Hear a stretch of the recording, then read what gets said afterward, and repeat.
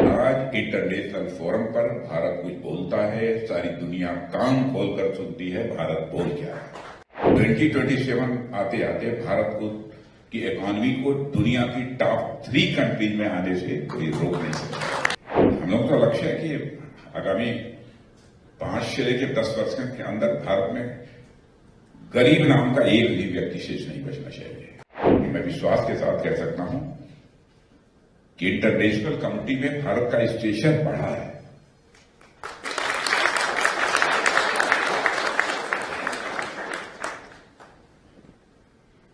पहले international forum पर भारत की बातों को जिस गंभीरतापूर्वक लिया जाना चाहिए नहीं लिया जाता था, लेकिन आज इंटरनेशनल फोरम पर भारत कुछ बोलता है, सारी दुनिया कान खोलकर सुनती है भारत बोल क्या है।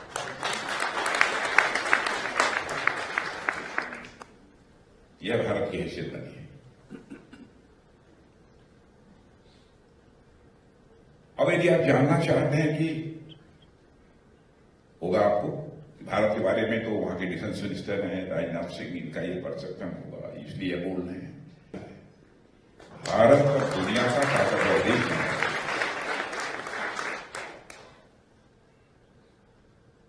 इकोनॉमी का जहां तक सवाल है, पहले भारत की इकोनॉमी फ्रेजाइल 5 में खड़ी थी, आज हम फेबुलस 5 में आकर खड़े हुए।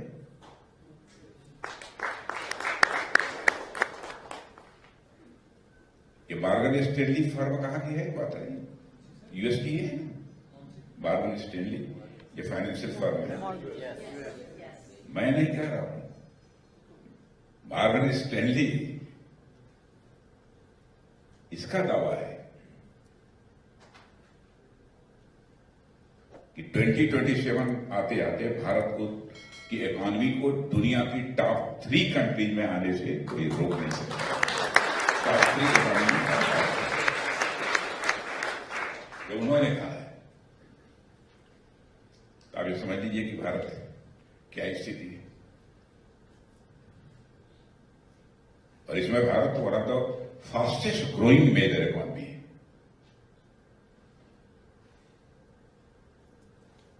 अब कोविड की क्राइसिस थी, कोविड की क्राइसिस यहां भी रही होगी, आप लोगों को भी काफी परेशानी हुई होगी।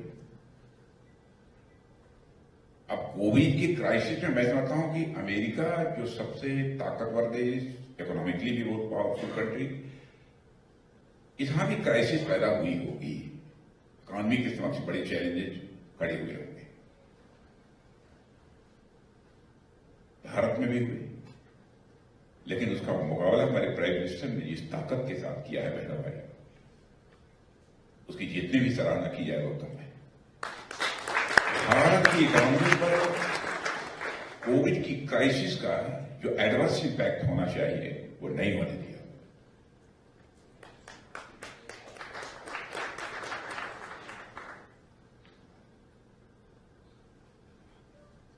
और हमारी इकोनॉमी तेजी के साथ आगे बढ़ रही है। और इन 10 वर्षों के अंदर 25 करोड़ लोगों को पॉवर्टी लाइन से बाहर करने में हमारी गवर्नमेंट ने कामयाबी हासिल की।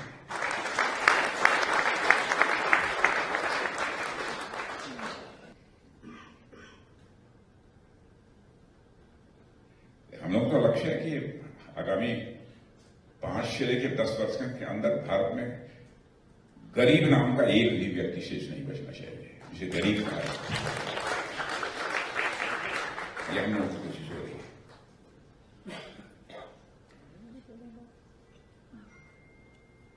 और रेट ऑफ इन्फ्लेशन का जहां तक प्रश्न है, रेट ऑफ इन्फ्लेशन भी भारत में दूसरी कंट्रीज को यदि देखेंगे तो उनके कंपैरिजन में ये काफी कम है।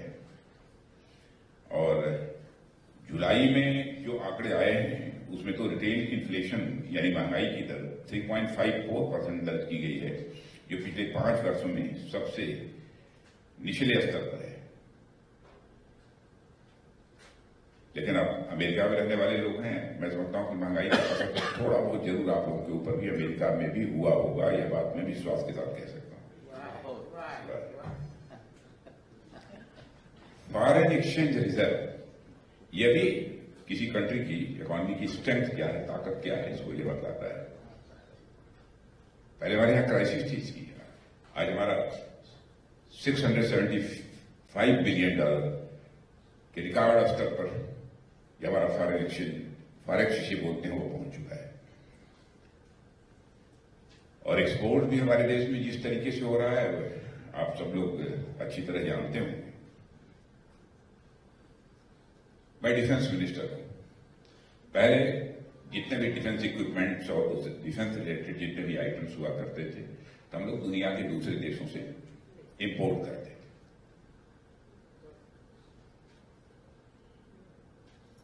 इंडियन डायस्पोरा के मेरे बहनों भाइयों, मैं आपको कहना चाहता हूं, जिसमें हमारी गवर्नमेंट बनी थी उस समय भारत का डिफेंस रिलेटेड आइटम्स का जो एक्सपोर्ट होता था वो 600 करोड़ होता था।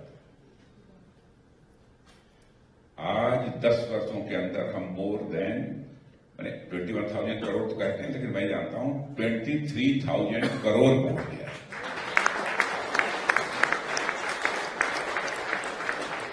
आप ये कहें कैसे होगा? विल पावर चाहिए। आधा काम तो केवल विल पावर से होता है और आधा काम पॉलिसी से होता है, प्लानिंग से होता है। विल पावर ना हो तो आपकी पॉलिसी प्लानिंग सारी धरी रह जाएगी, जिस टारगेट को आप अचीव करना चाहते हैं वो नहीं कर सकते। अब हम लोगों ने मोर देन 5,000 आइटम्स के पॉजिटिव इंडिजिनाइजेशन लिस्ट बनाई है। पॉजिटिव उसका नाम दिया है, इंडिजिनाइजेशन लिस्ट। यह आइटम्स किसी भी सूरत में दुनिया के दूसरों से हम इंपोर्ट नहीं करेंगे। यह सारे आइटम बनेंगे, भारत में बनेंगे, भारतवासियों के हाथों से बनेंगे, भारत की धरती पर ही बनेंगे।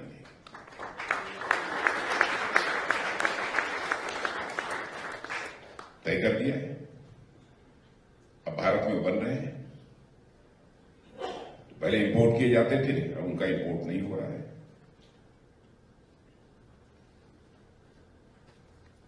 सरकारें काम कैसे करती हैं?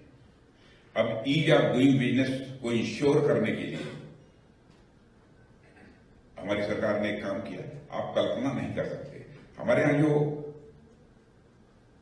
40,000 से अधिक, मोर देन 40,000 कंप्लायंसेज जो थे, जिनके कारण कि किसी काम को होने में कठिनाई होती थी, विलंब होता था, ऐसे 40,000 कंप्लायंसेज को समाप्त कर दिया अथवा उसे सिंप्लीफाई कर दिया। तो बिजनेस में ease of doing but natural है कि वो बढ़ेगी।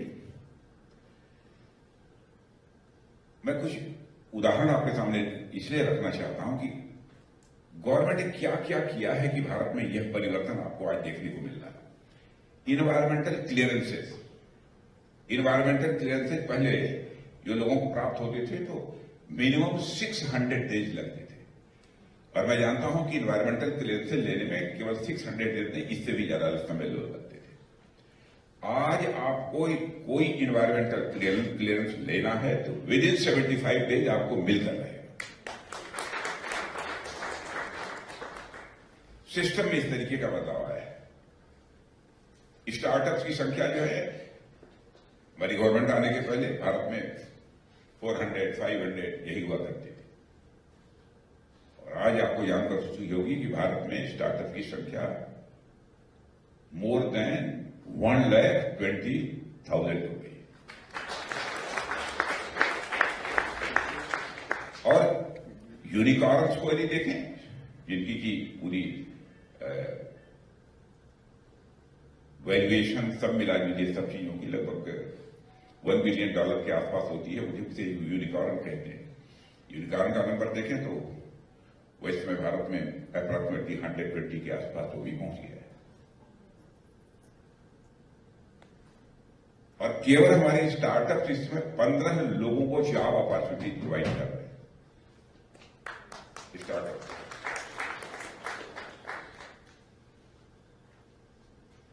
मोबाइल तो सामान्य हम लोग दुनिया के दूसरे देशों से बराबर भारत में इंपोर्ट करते थे।